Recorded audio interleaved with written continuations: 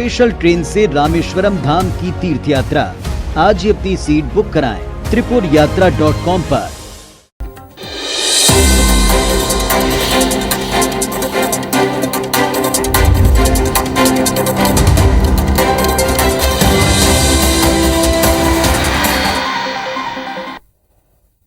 नमस्कार, आप देख रहे हैं IBC 24। मैं हूं आप सभी के साथ रचना नितेश और हमारे इस खास बुलेटिन में आप सभी का बहुत बहुत स्वागत है। पूरा दिन बीत जाने के बाद एक ऐसा बुलेटिन जो 24 मिनट में आपको ये बताएगा कि मध्य प्रदेश में आज क्या कुछ हुआ है। ना एजेंडा, न शोर शराबा, बात आपके सरोकार की, खबर आपके काम की। तो चलिए आपको बताते हैं कि मध्य प्रदेश में आज क्या खास हुआ।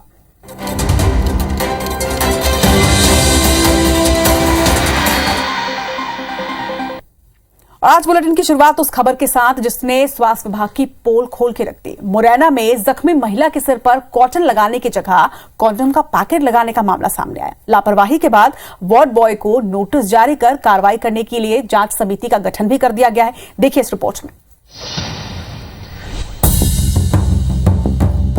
मुरैना के पोरसा स्वास्थ्य केंद्र में जख्मी महिला के सिर पर कॉटन की जगह कंडोम का पैकेट लगाने का मामला सामने आया है। दरअसल पोरसा के धर्मगढ़ गांव की बुजुर्ग महिला के सिर पर सोते समय मकान की ईंट गिर गई, जिससे बुजुर्ग महिला के सिर पर गंभीर चोट आ गई। और जब जख्मी महिला प्राथमिक उपचार के लिए पोरसा स्वास्थ्य केंद्र पहुंची तो महिला के सिर पर तेज ब्लीडिंग होने पर वार्ड बॉय को कॉटन के साथ किसी गद्दे नुमा ड्रेसिंग करने के निर्देश मिले, जिससे ब्लीडिंग रुक जाए।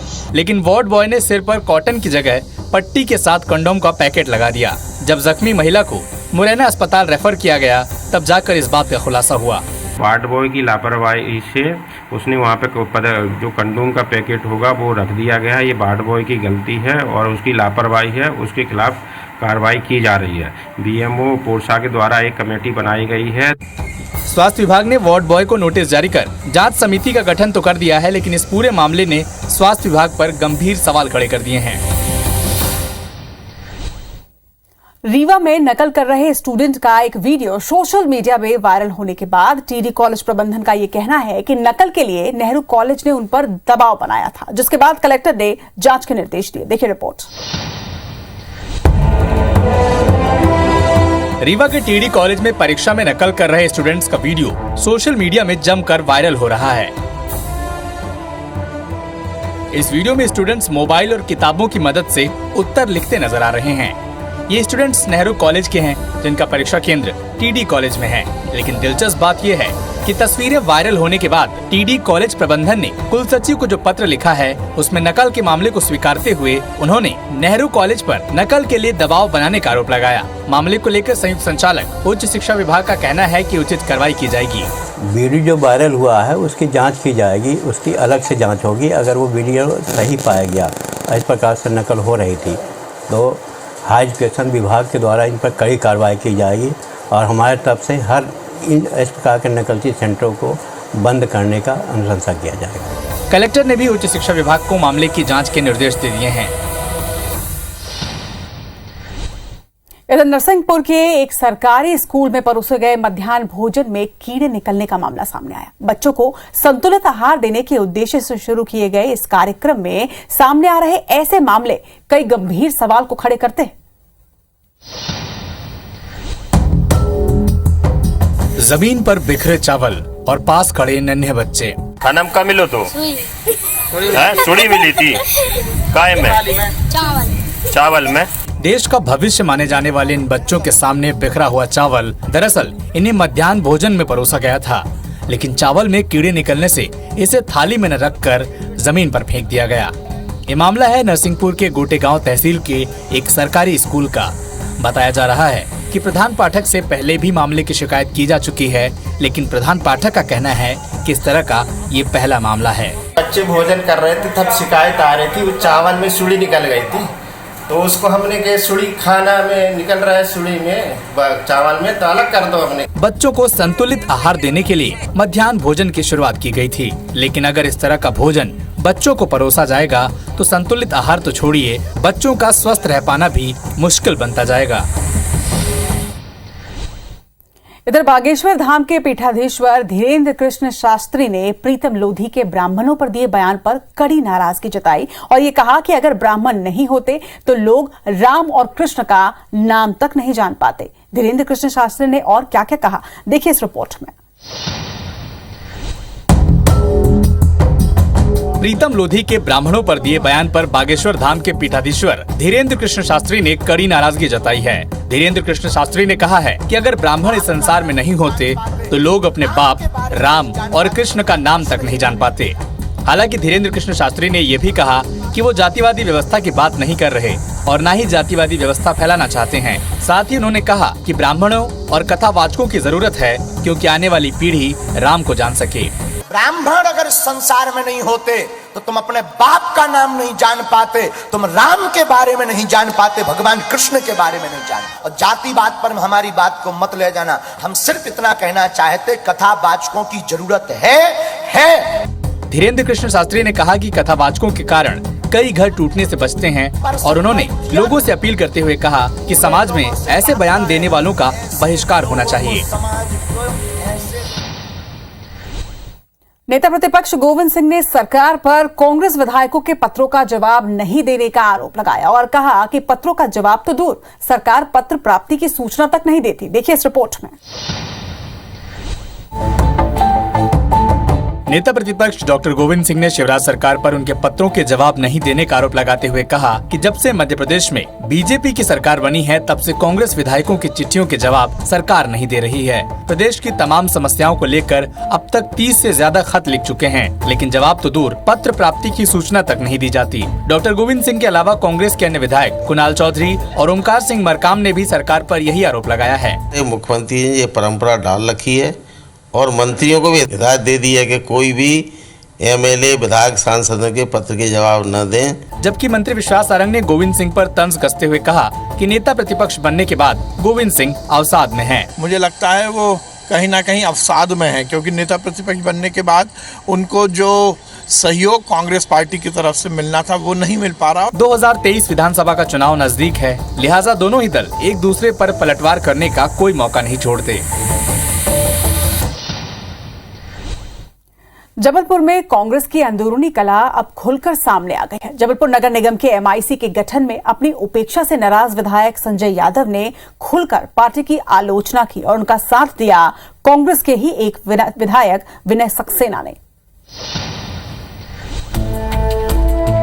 जबलपुर नगर निगम के मेयर इन काउंसिल के गठन में अपनी उपेक्षा से नाराज कांग्रेस विधायक संजय यादव ने सार्वजनिक रूप से नाराजगी व्यक्त की। उनका कहना है कि चुनाव जीतने के बाद मेयर जगत बहादुर सिंह अन्नू ने अब तक उनसे मुलाकात नहीं की। संजय यादव ने कहा कि यही कांग्रेस की सबसे बड़ी कमजोरी है और इसीलिए कमलनाथ सरकार में पार्टी के 25 से 30 विधायक पार्टी छोड़कर चले गए थे। किसी को महत्व देना चाहिए, अन्नू थोड़ा दिलवाएंगे।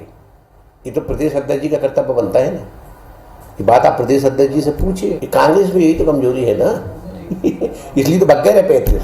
वो जब जा रहे थे 25 तो कोई ने पूछा ही ना होगा कहाँ जा रहा है। संजय यादव का साथ देते हुए कांग्रेस विधायक विनय सक्सेना ने मेयर से सवाल पूछा कि किसके दबाव में मेयर अपने एमआईसी में संतुलन नहीं बना सके। विधायक साथियों को पीड़ा हुई है तो बल्कि हमारी भी जिम्मेदारी है कि हम उसको अपने साथ बैठा लें। ये संतुलन क्यों नहीं बना है, इसके पीछे क्या कारण है, किसका दबाव है। एक बार फिर से कांग्रेस में शुरू हुई कलह पार्टी को 2023 चुनाव में बड़ा नुकसान करवा सकती है। सीएम शिवराज सिंह चौहान के सभी तरह के माफिया के खिलाफ कार्रवाई के निर्देश का असर इंदौर में नजर आ रहा है। मुनक्का निर्माता और भांग माफिया की सांठगांठ सामने आने के बाद प्रशासन ने भांग माफिया के खिलाफ मोर्चा खोल दिया है।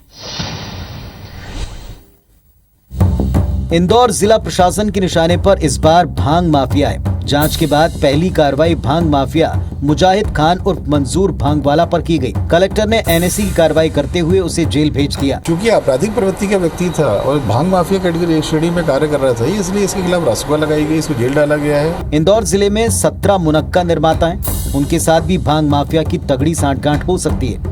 जांच में पाया गया कि स्वीकृत औषधीय फॉर्मूले में मुनक्का न बनाते हुए उसमें सस्ती भांग डाली जा रही है। इलीगल भांग की स्मगलिंग कर रहा था।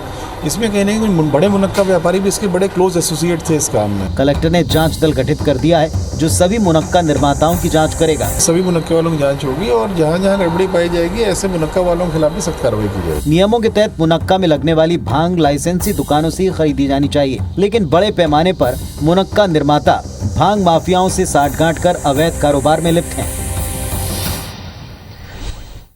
ग्वालियर को जल्द ही एयरबस संचालन की सौगात मिलेगी, जिसकी शुरुआत 27 अगस्त से हो सकती है। निजी विमान कंपनी इंडिगो इसके लिए तैयारी भी कर रही है। नए एयर टर्मिनल के भूमि पूजन के बाद इस प्रोजेक्ट में तेजी आ जाएगी। महाराजपुरा में प्रस्तावित नए एयर टर्मिनल यानी कि एयरपोर्ट विस्तार के लिए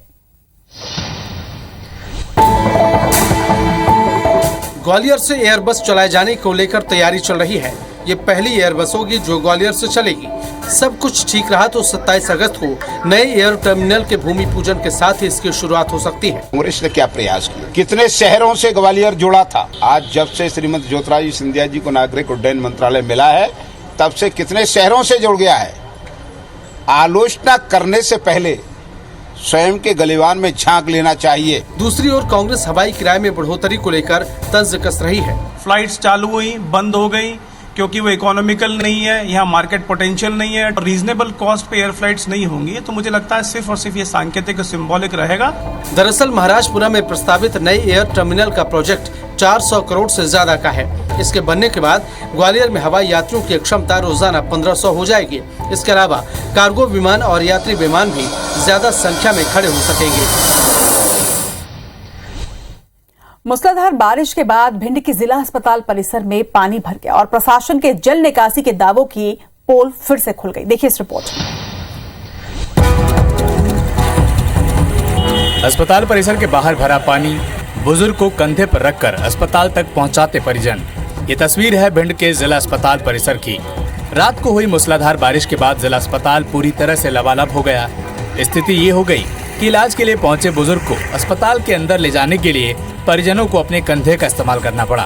इस दौरान वहां जिला कलेक्टर भी मौजूद थे, जिसके बाद अफरा तफरी में अस्पताल के स्टाफ ने दौड़कर मरीज को स्ट्रेचर उपलब्ध कराया। तेज बारिश के कारण अस्पताल परिसर में पानी भर गया है, इसलिए स्ट्रेचर से और व्हील चेयर से लाके कोशिश कर रहे हैं कि उनको दिक्कत नहीं हो। पानी निकालने की व्यवस्था बनाई जा रही है और एक घंटे के अंदर हम मोटर से पानी निकाल देंगे। बेहतर स्वास्थ्य सुविधा का दम भरने वाली प्रशासन की पोल उस समय खुल जाती है जब तेज बारिश से अस्पताल परिसर में पानी लबालब हो जाता है और हर बार प्रशासन का रटा रटाया जवाब तैयार होता है।